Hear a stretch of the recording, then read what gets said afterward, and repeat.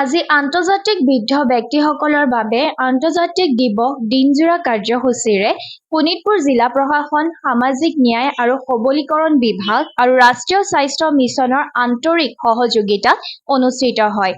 তেজপুৰৰ বৃদ্ধাশ্ৰম তপোবনত আয়োজন কৰা এই দিৱসত তপোবনৰ পৰিচালনা সমিতি সভানেত্ৰী বিশিষ্ট সমাজকৰ্মী ডক্টৰ লক্ষী গোস্বামী, বিধায়ক পৃথ্বীৰাজ ৰাভা, শিক্ষাবিদ শৈলজা পদ্মাৱতী আৰু বিশিষ্ট সমাজকৰ্মী মীনাক্ষী ভূঞা, পূৰ্ণেশ্বৰ নাথেও অংশগ্ৰহণ কৰি সভাৰ সৌন্দৰ্য বৃদ্ধি কৰে। বৃদ্ধ আন্তঃৰাষ্ট্ৰীয় দিৱস উপলক্ষে নিকি দাস বৰা, কল্পনা দাস কেওট, বনশ্ৰী বৰাই কবিতা নৃত্যগীতৰ এক অনুষ্ঠানো আজি তপোবনত অনুষ্ঠিত কৰি বৃদ্ধসকলক মনোৰঞ্জন প্ৰদান কৰা হয়।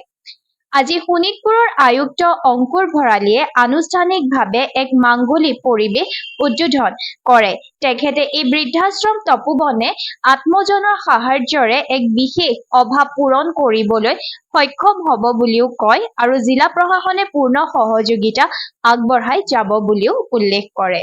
আজিৰ সভাত ত্যাগশীৰ্ষে হৃদয় বিদাৰক স্মৃতি আৰু তপোবন আশ্ৰয়গৃহৰ প্ৰয়োজনীয়তা সম্পৰ্কে ভাৰতীয় শিশু কল্যাণ পৰিষদৰ শোণিতপুৰৰ সভানেত্ৰী ডক্টৰ লক্ষী গোস্বামীয়ে বিশেষভাৱে উল্লেখ কৰি আৱেগিক হৈ পৰে।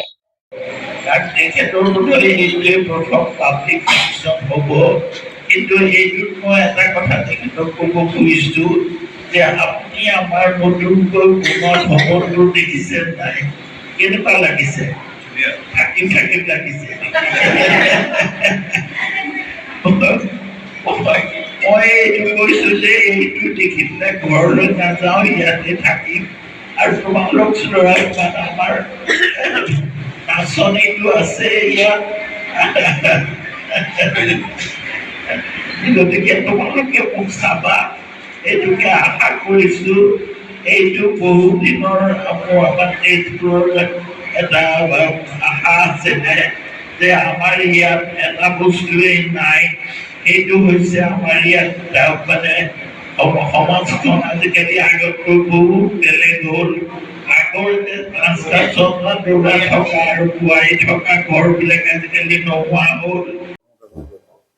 যে তপোবনৰ এই অনুষ্ঠানটো যেতিয়া আৰম্ভ কৰিব সময় হৈছিল তেতিয়াৰ পৰা আমি আছোঁ আৰু এই অনুষ্ঠানটোৰ যিখিনি আমাৰ মাটিত আমাৰ এইটো নিৰ্মাণ কৰা হৈছে। আজি যোৱা 2 বছৰ 3 বছৰ আগতে আমি ইয়াতে কেঞ্চাৰ পেচেণ্টখিনি, যিখিনি কেঞ্চাৰ পেচেণ্ট কেঞ্চাৰ কেয়াৰ চেণ্টাৰত কেমো লয়, কেমো লোৱা মানুহবিলাকৰ দুৰ্বল হয়, সৰু সৰু ল'ৰা ছোৱালীও থাকে বা ডাঙৰ বয়োজ্যেষ্ঠ থাকে, সেইসকলে ঘৰলৈ ঘূৰি যাব নোৱাৰে। গহপুৰতে ঘৰ বা ওদালগুৰিতে ঘৰ হয়, তেনেহ'লে তেখেতসকলক ৰাতিটো ৰখাৰ কাৰণে, জিৰাবৰ কাৰণে ইয়াত ব্যৱস্থা কৰা হৈছে আৰু বিভিন্ন ব্যক্তিসকলে ইয়াত বহুতো সাহায্য আগবঢ়াইছে, ডনেশ্যন দান বৰঙণি আগবঢ়াইছে। তাৰ লগে লগে এই তপোবন নামাকৰণেৰে এই অনুষ্ঠানটি ইয়াত গঢ়লৈ উঠিলে আৰু আজিৰ মুকলি কৰা হৈছে যে আজিৰ পৰা যিসকল অভাগা অভাগিনী বৃদ্ধা আছে তেখেতসকলে ইয়াত আশ্ৰয় ল'ব পাৰিব।